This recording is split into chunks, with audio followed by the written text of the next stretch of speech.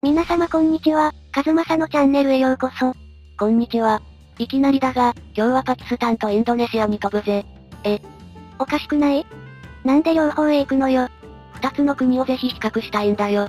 まず世界人口のトップ12を出してみるぜ。今はもちろん人口のトップはインド。日本は12位なんだよね。そうなんだ。今日取り上げる両国はその間にある。インドネシアの人口が世界第4位、パキスタンの人口が世界第5位だ。どちらも2億人を軽く超えている。どちらも2億を超える人口大国だね。インドの人口があまりに多いので、パキスタンが小さく見えるが、この国も相当な人口大国だ。インドネシアもパキスタンも、イスラム教の国なんだよね。詳しくは口述するが、イスラム教との関係性に違いがある。ただ、どちらも人口の 85% 以上はイスラム教徒だ。二つの国を比較したいって言ってたけど、どうしてなの？このグラフを見てくれ。一人当たり GDP の過去20年間の推移だ。上がインドネシアで下がパキスタンだ。どんどん差が開いているよ。インドネシア経済は好調だね。インドネシア経済も大事なんだが、このチャンネルで取り上げたいのはパキスタン経済の方なんだぜ。状況が良くない。ちょっとこのグラフの上に、同じ南アジアのインドとバングラデシュの経済を載せてみよう。ピンク色がインドなの？ピンク色がインドで、薄いブルーがバングラデシュだ。南アジアの3カ国は途中まで、似たような動きだね。貧困にあえいできた南アジアも、少しずつ状況が良くなっていった。インドとバングラデシュは多くの問題を抱えながらも、全体としては右肩上がりを維持している。そんな中でパキスタンが、離れちゃったのね。パキスタンの一人当たり GDP は、現在、インドやバングラデシュの約半分になっている。インドやバングラデシュの半分は厳しいよ。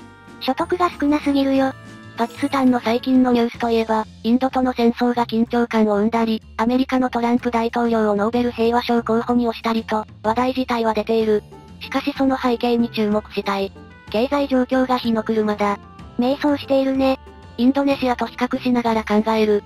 今日はポイントを3つに絞ってみる。3つのポイントってどんなの？第1に人的資本、第2に経済政策、第3に国際関係だ。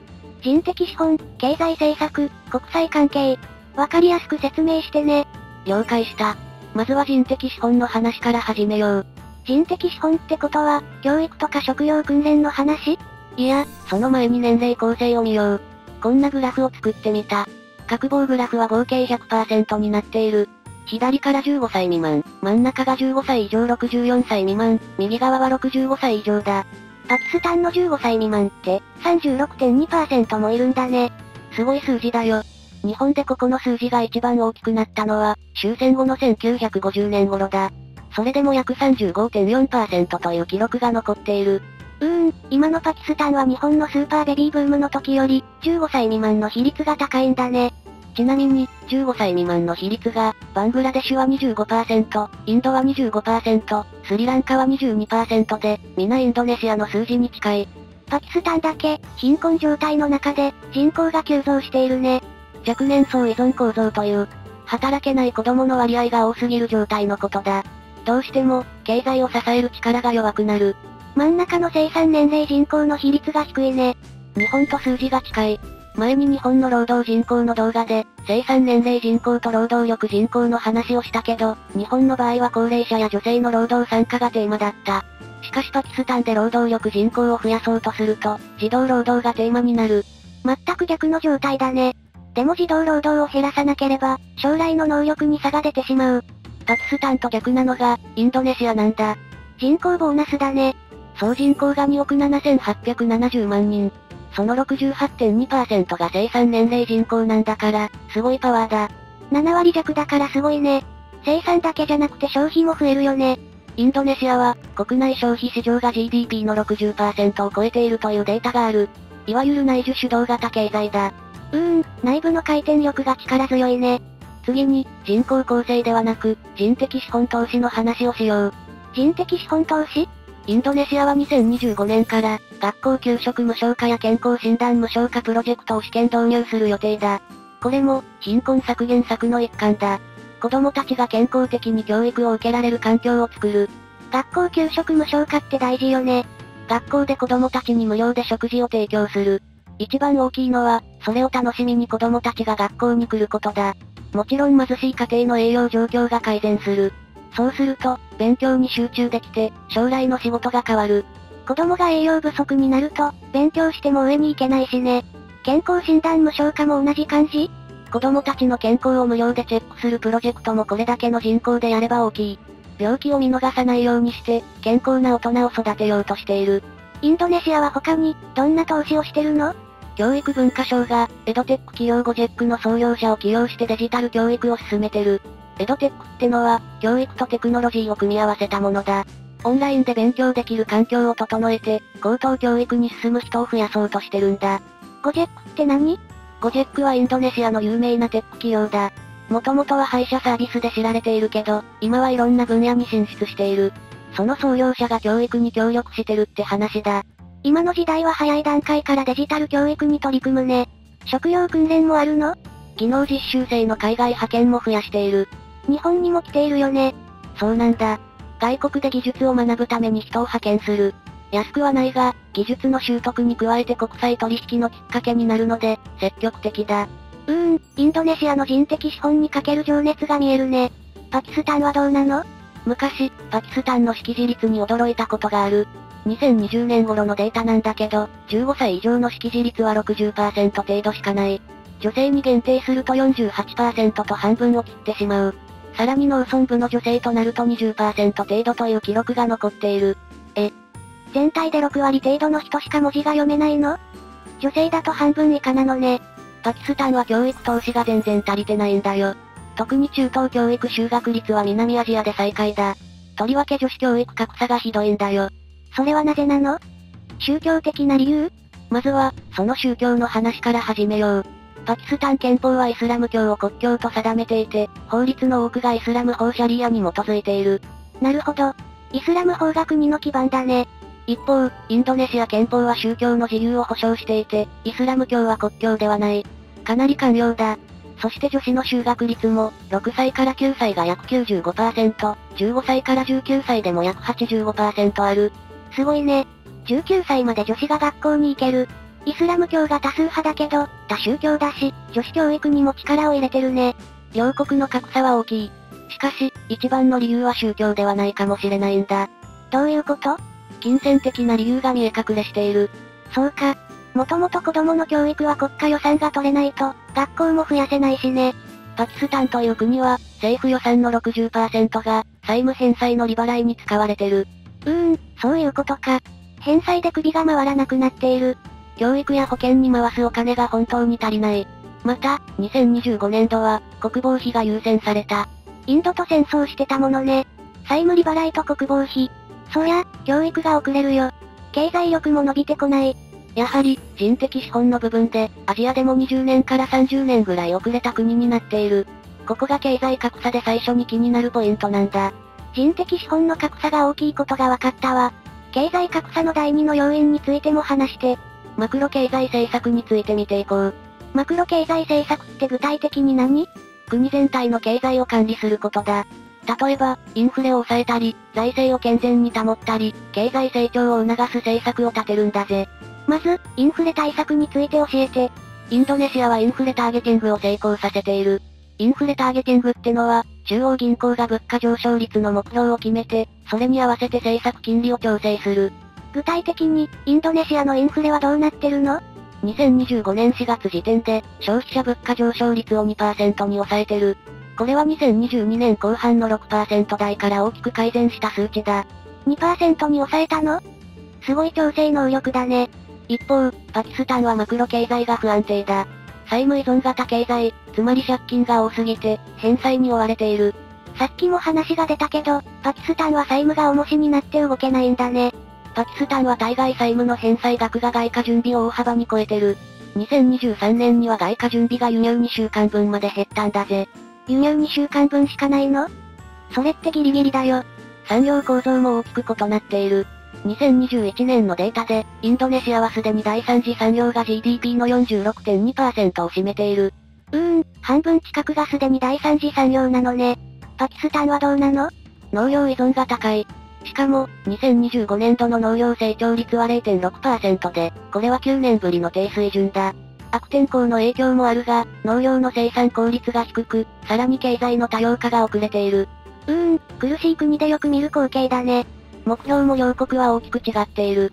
どういうこと？インドネシアは、OECD 加盟へ向けたロードマップ作成を2024年に開始した。これは東南アジアで初だ。産業構造も製造量比率を 28% に倍増し、ジニ係数を改善する具体的な数値目標も設定している。貧富の格差にもしっかり注目しているね。ジャカルタ州の2025年最低賃金を平均 6.5% 引き上げ、購買力維持と内需拡大を両立を図っている。パキスタンはどうなの？ IMF のプログラム下にある、2025年度予算赤字を GDP 比 3.5% に圧縮するという目標を掲げている。ところが、国防費増額が障壁になっているんだ。まずは赤字の圧縮。でも戦争していたら、歳出削減なんて難しいよ。戦争というのは、政府の人気を上げたり、国の一体感を上げたりすることがある。つまり、経済状況が苦しい時に、戦争に流れやすい。しかし、これでは国民の生活は苦しくなるばかりだ。戦争を見るとき、そういう目線も必要だね。パキスタンとインドネシアの差が開いている原因の3つ目は何なの？3番目は国際関係だ。国際関係というと、国家と国家の関係を思い浮かべがちだが、現代の国際関係を考えよう。民間から投資を集める力がいる。つまり投資誘致能力が、大きなテーマになっている。両国は状況が違うの？インドネシアはアメリカ一極体制ではない。戦略的遠距離外交というものを展開してる。多極外交だ。いろんな国とバランスよく関係を築き始めている。多極外交って具体的にどんな感じ？プラボボ新大統領が2024年11月に就任後、初めての外遊先を中国に設定して、投資を誘致すると表明した。同時に、2025年1月にはブリックスに正式加盟したんだ。ブリックスって今、何カ国体制だっけ？ブリックスはもともと、ブラジル、ロシア、インド、中国、南アフリカの新興国グループだ。2025年1月にインドネシアが11カ国目として加盟した。11カ国目なんだ。インド、中国にインドネシアも入って、人口的にもすごい多数派だね。ブリックスに加盟することで、新興国との経済連携を強化できる。インドネシアは米中対立の狭間で、選択肢を多様化してる。インドネシア内部では、具体的に何が起こっているの？インドネシア証券取引所 IDX の上場企業数が ASEAN トップクラスだ。2024年新規上場が41社もある。そういえば、首都も移転するんでしょ？インドネシアはジャカルタから、新しい首都ヌサンタラに移転する計画を進めてる。2045年に移転完了を目指してるが、そのための投資も誘致している。2045年か。どうなるんだろうね。ところでパキスタンと国際金融の関係はどうなの？パキスタンはやはりなんといっても安全保障上のリスクが大きい。インパ軍事緊張は世界中が知っている。外から民間資金を引っ張ってくる力がどうしても弱くなる。観光収入も減るね。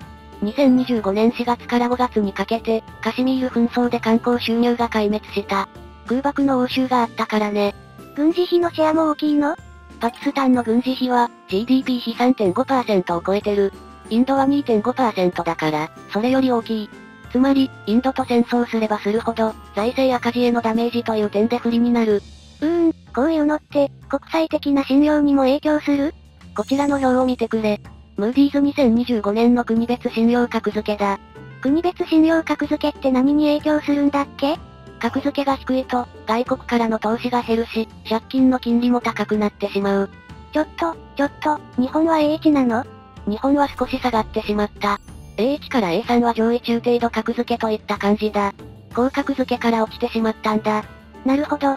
B はその下なの？ BAA1 から BAA3 は下位中程度格付けになる。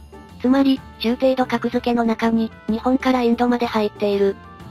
そこの話も今度してほしいよ。そうだね。話をパキスタンに戻すと、B1 から B3 は高度投機的格付け。パキスタンはもともとここにいたんだが、そこから下がった。CAA1 から CAA3 は極度投機的格付けと考えていい。パキスタンへの投資は極度に投機的という判断がされているのね。この国への海外直接投資は、2023年比で 35% も減ってる。厳しいね。加えて、世界銀行はもう一つ問題点を挙げている。現代は、インターネットや通信網が弱いと、IT からの産業展開が望めない。パキスタンは、IT での逆転も難しそうなのね。チャンスはあったはずなんだけどね。世界銀行は、経済安定化から持続的成長への移行に失敗しかかっていると警鐘を鳴らしてる。これは2025年4月の評価だ。インドネシアは地政学的なリスクを抑えられれば、投資が来る可能性はあるんだよね。ある。逆算するとわかりやすい。民間からの投資を引き込むには、どのような国家関係が一番有効かだ。現代は国家より民間の方が、ずっとお金持ちだからね。インドネシアはそこが非常に上手なのね。米中両サイドから呼び込んで発展している人口大国インドネシア。このスタイルは、おそらくパキスタンも真似したいはずだ。今後も両国の動きに注目していましょう。それでは、本日はここまでとさせていただきます。ありがとうございました。いつも来てくれる人に大感謝。よろしければ、またお越しください。